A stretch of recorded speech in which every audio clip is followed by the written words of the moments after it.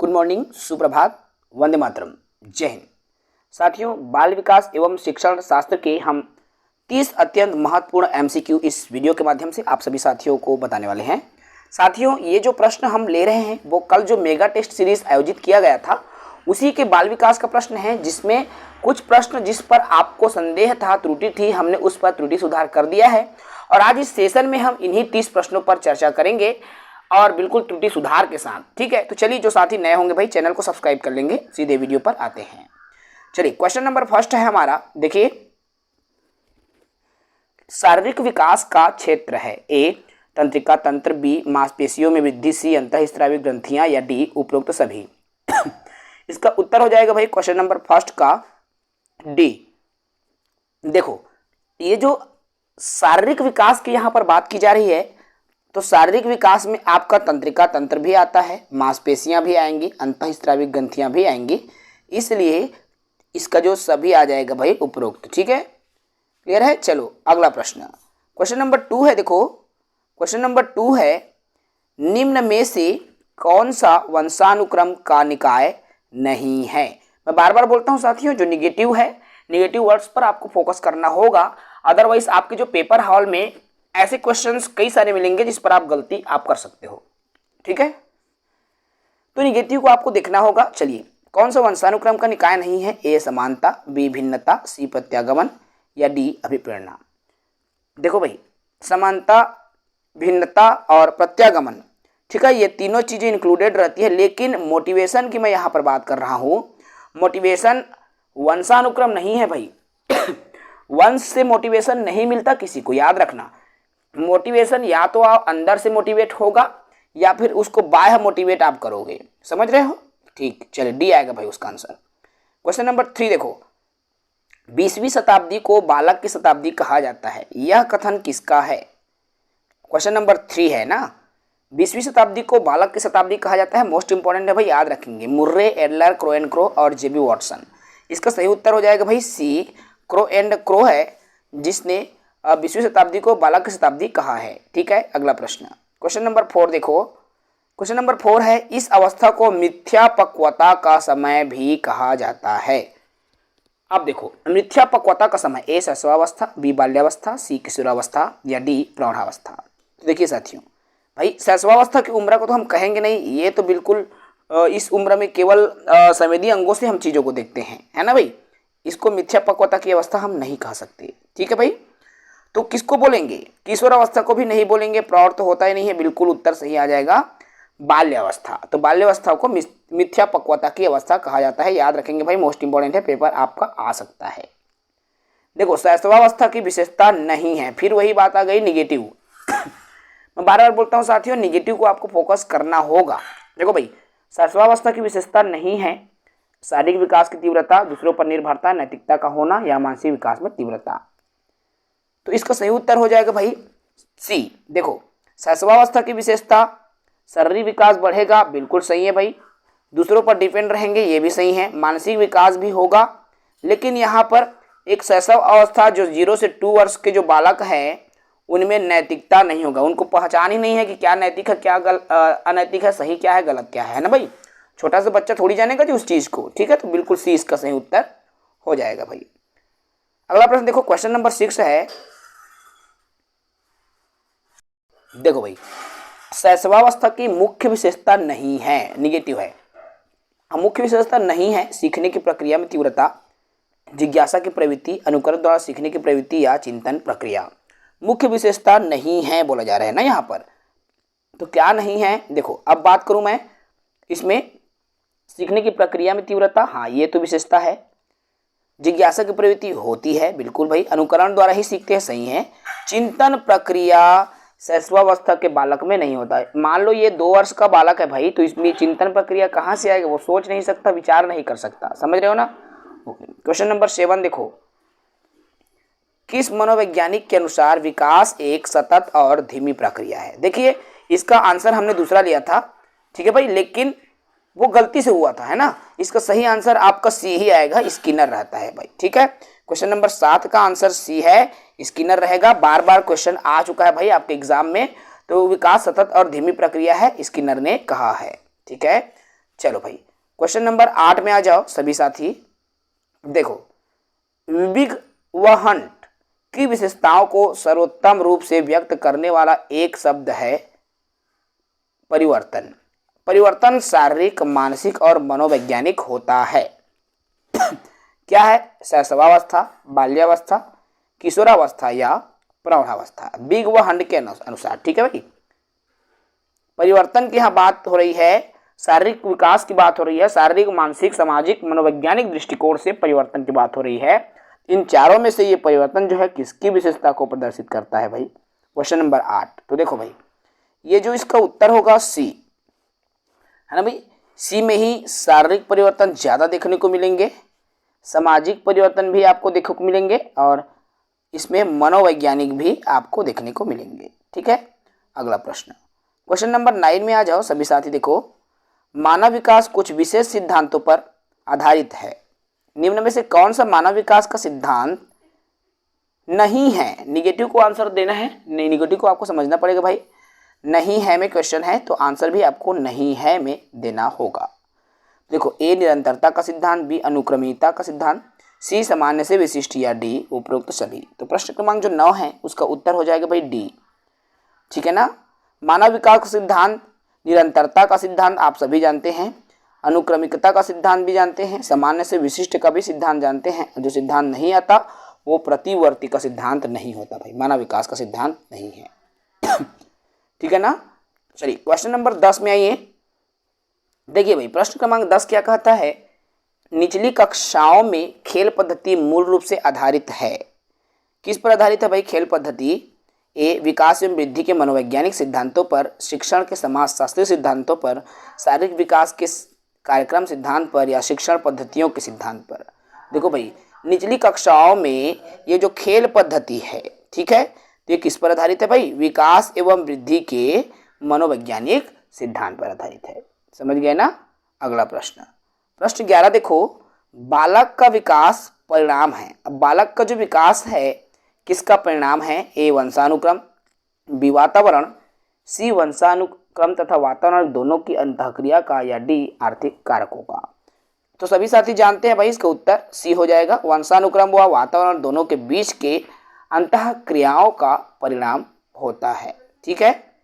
प्रश्न 12 देखो, विकास कभी न समाप्त होने वाली प्रक्रिया है। यह विचार किससे संबंधित है?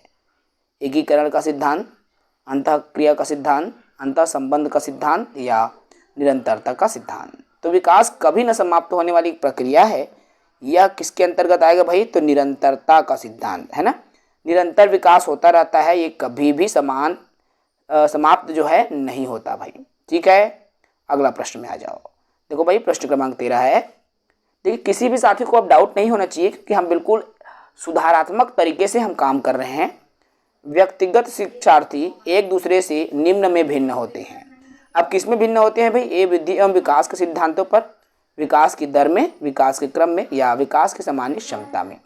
तो व्यक्तिगत जो शिक्षार्थी है एक दूसरे से किस पर भिन्न होते हैं भाई? जल्दी से आंसर दे दो। प्रश्न क्रमांक 13। तो एक दूसरे से विकास के दर में भिन्न होते हैं। ठीक है। चलिए क्वेश्चन नंबर 14 देखो। प्रश्न 14 है, लॉरेंज कोहल वर्ग विकास के क्षेत्र में शोध के लिए जाने जाते हैं। तो लॉरेंज कोहल वर्ग ने संज्ञानात्मक का सिद्धांत दिया, शारीरिक दिया, गामक दिया या नैतिक दिया? तो भाई लॉरेंज कोहल वर्ग का नैतिकता का सिद्धांत बोलते हैं या नैतिक विकास का सिद्धांत बोलते हैं। ठीक है भाई, तो नैतिकता का सिद्धांत दिया है, डी इसका सही उत्तर हो जाएगा। अगले प्रश्न में आइए। प्रश्न क्रमांक 15 देखो। तो मैकडूगल के अनुसार मूल प्रवृत्ति जिज्ञासा का संबंध किससे है भाई? भय से, घृणा से, आश्चर्य से या भूख से? देखो, मैकडूगल ने क्या किया है? 14 प्रकार के संवेग बताए हैं, आप सभी साथी जान रहे हैं, और जिसको पता नहीं है भाई वो अच्छे से देख लेंगे। ठीक है भाई। तो मैकडूगल के अनुसार जो जिज्ञासा है उसका संबंध किससे है भाई? आश्चर्य से होता है। ठीक है। चलिए प्रश्न क्रमांक 16 देखो। एक अध्यापक की दृष्टि में कौन सा कथन सर्वोत्तम है? एक अध्यापक जिसकी दृष्टि में सबसे उत्तम कथन को बताना है, प्रत्येक बच्चा सीख सकता है, कुछ बच्चे सीख सकते हैं, अधिकतर बच्चे सीख सकते हैं, बहुत कम बच्चे सीख सकते हैं। तो साथियों देखो, इसका उत्तर हो जाएगा भाई ए। समझ रहे हो ना, इसका उत्तर ए हो जाएगा। प्रत्येक बच्चा सीख सकता है। यदि बच्चा नहीं सीख रहा है मतलब आप नहीं सिखा पा रहे हो, एक शिक्षक नहीं सिखा पा रहा है। ठीक है भाई, हमेशा याद रखना। मनोविज्ञान यही मानता है, शिक्षण शास्त्र यही मानता है कि अगर बच्चा सीख नहीं पा रहा है तो वो शिक्षक की गलती है। प्रश्न 17 देखो, मनुष्य जीवन का आरंभ मूलतः घटित होता है। मनुष्य जीवन का आरंभ कहाँ से घटित होगा भाई? 2 कोष, केवल 1 कोष, कई कोष या कोई कोष? भाई मनुष्य जीवन का जो आरंभ है वो होगा केवल 1 कोष से घटित होता है। ठीक है, अगला प्रश्न, प्रश्न क्रमांक 18 देखो, गामक विकास से हमारा अर्थ शक्ति और गति के उपयोग के लिए हाथों और पैरों का विकास है। गामक विकास की बात हो रही, तो मस्तिष्क और आत्मा का विकास, अधिगम और शिक्षा, प्रशिक्षण और अधिगम, शक्ति और गति। प्रश्न क्रमांक 18 है भाई, तो गामक विकास की जब यहाँ पर बात की जा रही है तो गामक विकास में क्या आ जाएगा? देखो भाई, गामक विकास की बात हो रही है, पैरों का विकास की बात हो रही है, शक्ति और गति के उपयोग के लिए हाथों और पैरों के विकास की बात हो रही है, तो भाई इसमें क्या आ जाएगा जी? इसका उत्तर प्रश्न क्रमांक 18 का तो उत्तर हो जाएगा डी, शक्ति और गति। ठीक है भाई, चलो प्रश्न क्रमांक 19 में आ जाओ। देखो, खाली स्थान की अवस्था तक बालक की दृष्टि एवं श्रवण शक्तियाँ पूर्ण विकसित हो चुकी रहती है। 3 से 4 वर्ष तक, 6 से 7 वर्ष तक, 8 से 9 वर्ष तक, या इनमें से कोई नहीं। देखो भाई, प्रश्न क्रमांक 19 का उत्तर हो जाएगा ए। ठीक है भाई, ए हो जाएगा 3 से 4 वर्ष। आपको मैं एक बात यहाँ पर बता दूँ, दृष्टि एवं श्रवण इंद्रियों की बात हो रही है, तो एक जो बच्चा है 4 वर्ष का बच्चा भाषाई दृष्टि से पूर्ण वयस्क होता है। अब मान लो ये भाषाई दृष्टि से पूर्ण वयस्क हो गया, मतलब उसको पूरे सुनने की क्षमता और बोलने की क्षमता तो आ गई है, समझ रहे हो ना? 3 से 4 वर्ष, इसीलिए तो श्रवण शक्तियों की यहाँ पर बात की जा रही है साथियों, क्योंकि वो सुन रहा है तभी वो पूर्ण वयस्क है बोलने के लिए। 4 वर्ष का बालक बहुत अच्छे से बोल सकता है, तो बिल्कुल 3 से 4 वर्ष आएगा भाई। कई साथी 8 से 9 वर्ष बोल रहे थे, ऐसा नहीं होगा। ठीक है ना, याद रखेंगे भाई इस बात को। चलिए क्वेश्चन नंबर 20 देखिए, इस अवस्था में बालकों में नई खोज करने और घूमने की प्रवृत्ति बहुत अधिक बढ़ जाती है। कौन सी अवस्था में? शैशवावस्था, उत्तर बाल्यावस्था, किशोरावस्था या प्रौढ़ावस्था। प्रश्न क्रमांक 20 है। देखो भाई, नई खोज करने की बात हो रही है ना, तो देखो उत्तर बाल्यावस्था इसका उत्तर आ जाएगा, जिसमें बच्चा नई खोज करने, घूमने फिरने की अधिकता पाई जाती है ना। चलिए अगला प्रश्न में आ जाते हैं, क्वेश्चन नंबर 21। देखो भाई, क्वेश्चन नंबर 21 है हमारा, एक 13 वर्षीय बालक बात बात में अपने बड़ों से क्या करता है? झगड़ा करता है और हमेशा स्वयं को सही साबित करने की कोशिश करता है। वह विकास की किस अवस्था में? मान लो एक घर में एक लड़का है, बड़ा लड़का है, और वो जो कहता है वो मानता है कि मैं ही सही हूँ, और इसको लेकर वो झगड़ा भी करने लगता है अपने बात को मनवाने के लिए। तो वह किस अवस्था में? प्रारंभिक बाल्यावस्था, किशोरावस्था, युवावस्था या बाल्यावस्था।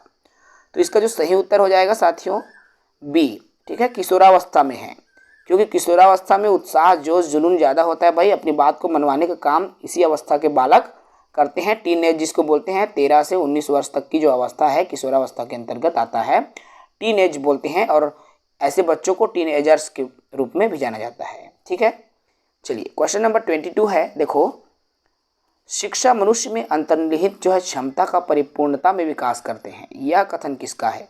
स्वामी विवेकानंद, स्किनर, पेस्टोलॉजी या रविंद्रनाथ टैगोर। देखो भाई, प्रश्न क्रमांक जो 22 है ना, उसका उत्तर हो जाएगा ए। ठीक है, स्वामी विवेकानंद जी हैं जिन्होंने कहा कि शिक्षा मनुष्य में अंतर्निहित क्षमता का परिपूर्णता में विकास करते हैं। अगला प्रश्न आता है आपका प्रश्न क्रमांक 23। देखो, निम्न में से कौन सा विशिष्ट अधिगम विकलांगता का उदाहरण है? देखो, विशिष्ट अधिगम विकलांगता का उदाहरण मानसिक मंदता, dyslexia, attention deficit hyper disorder या ऑटिज्म जिसको बोलते हैं। तो 23 का जो आंसर हो जाएगा साथियों सी, अटेंशन डेफिसिट हाइपर डिसऑर्डर। ठीक है भाई, जिससे कि विशिष्ट अधिगम विकलांगता का ये उदाहरण है। क्वेश्चन नंबर 24 है, बालक के शारीरिक व क्रियात्मक विकास की दिशा होती है ए, सिर से पैर तथा शरीर के बाहर से मध्य की ओर, बी, सिर से पैर तथा शरीर के मध्य से बाहर की ओर, सी, पैर से सिर तथा शरीर के बाहर से मध्य की ओर, या डी पैर से सिर तथा शरीर के मध्य से बाहर की ओर। देखो भाई क्वेश्चन नंबर 24 है, प्रश्न क्रमांक 24 है बी। तो प्रश्न 24 का बी है, सिर से पैर तथा शरीर के मध्य से बाहर की ओर। ठीक है, चलो अगला प्रश्न है भाई क्वेश्चन नंबर 25। देखो, सीखना व्यवहार में उत्तरोत्तर सामंजस्य की प्रक्रिया है, यह कथन है। सीखना व्यवहार में उत्तरोत्तर सामंजस्य की प्रक्रिया है, यह कथन किसने कहा भाई? क्रोएनक्रो, पियाजे, स्किनर या कोहलर। तो इसका सही उत्तर हो जाएगा भाई सी। ठीक है, सीखने से संबंधित जो बातें हैं ज़्यादातर स्किनर ने बहुत ज़्यादा कहा है भाई इस संदर्भ में। ठीक है, चलिए क्वेश्चन नंबर 26 है, पैतृक गुणों के, देखो भाई 26 में है, पैतृक गुणों के हस्तांतरण के सिद्धांत को स्पष्ट किया था। किसने स्पष्ट किया था भाई? डार्विन ने, मेंडल ने, रूसो ने या लॉक ने। तो पैतृक गुणों के ये जो बात है किसने कही थी भाई? मेंडल ने, ग्रेगर जॉन मेंडल। नाम सुना है सभी साथी ने, है ना? और सुना नहीं होगा, सुनना पड़ेगा भाई, एग्जाम है ना आपके। अब निम्न में से कौन सा मनोवैज्ञानिक नहीं है? जॉन डीवी, वॉटसन, हल और स्किनर। देखो यहाँ पर जो मनोवैज्ञानिक नहीं है ना उसको आपको बताना है। तो जॉन डीवी जो है आपका मनोवैज्ञानिक नहीं है। ठीक है भाई, याद रखना इस बात को। चलो अगला प्रश्न है क्वेश्चन नंबर 28। क्वेश्चन नंबर 28 देखो, उत्तर बाल्यावस्था की विशेषता है। ए आत्मनिर्भर होना, बी मित्रमंडली या समूह का निर्माण, सी उपरोक्त स्वतंत्र होना या डी उपरोक्त सभी। तो प्रश्न क्रमांक जो 28 है उसका उत्तर हो जाएगा साथियों डी, उपरोक्त तीनों जो है उत्तर बाल्यावस्था की विशेषता है। ठीक है, चलिए अगले प्रश्न की तरफ बढ़ते हैं। प्रश्न क्रमांक 29 देखो, तो 29वां प्रश्न है, व्यक्ति एवं बुद्धि में वंशानुक्रम की नाम मात्रा की भूमिका है, महत्वपूर्ण भूमिका है, अपूर्वानुमेय भूमिका है या आकर्षक भूमिका है। प्रश्न क्रमांक 29 है भाई, तो व्यक्ति एवं बुद्धि में वंशानुक्रम की भूमिका केवल और केवल नाम मात्र की है, याद रखना भाई। ठीक है, कि लास्ट प्रश्न में आते हैं भाई बाल विकास के 30 प्रश्नों में से। बालक के सामाजिक विकास में सबसे महत्वपूर्ण कारक, देखो भाई वातावरण का सबसे ज़्यादा, यहाँ पर बात हो रही है सामाजिक विकास की। सामाजिक विकास कैसे होगा भाई? जब चार लोग आपस में मिलेंगे जुलेंगे तब तो सामाजिक विकास होगा ना। तो इसके लिए क्या चाहिए? वातावरण चाहिए, ताकि सभी जो है मिल सके, और जब मिलेंगे तो ही वहाँ पर क्या होगा? सामाजिक विकास होगा। ठीक है भाई, समझ में आया ना? तो ये तो रहा 30 अत्यंत महत्वपूर्ण प्रश्न। और इसके बाद का जस्ट वीडियो हमारा हिंदी भाषा में शिक्षण शास्त्र और ग्रामर दोनों से रिलेटेड ये वीडियो रहेगा भाई, अगला वीडियो। तो इंतज़ार करेंगे, बहुत जल्दी इस पर भी हम काम कर रहे हैं। वीडियो जैसे ही बनता है हम आज ही अपलोड करेंगे। जो साथी नए होंगे भाई हमारे चैनल को सब्सक्राइब कर लेंगे। CG job education YouTube channel है भाई। आप लोगों का प्यार के लिए दिल से धन्यवाद। ऐसे ही आप हमेशा प्यार हमको देते रहें, ताकि आप सभी के लिए हम बिल्कुल निःशुल्क कंटेंट प्रोवाइड कराते रहें। इस वीडियो में इतना ही। जय हिंद, वंदे मातरम।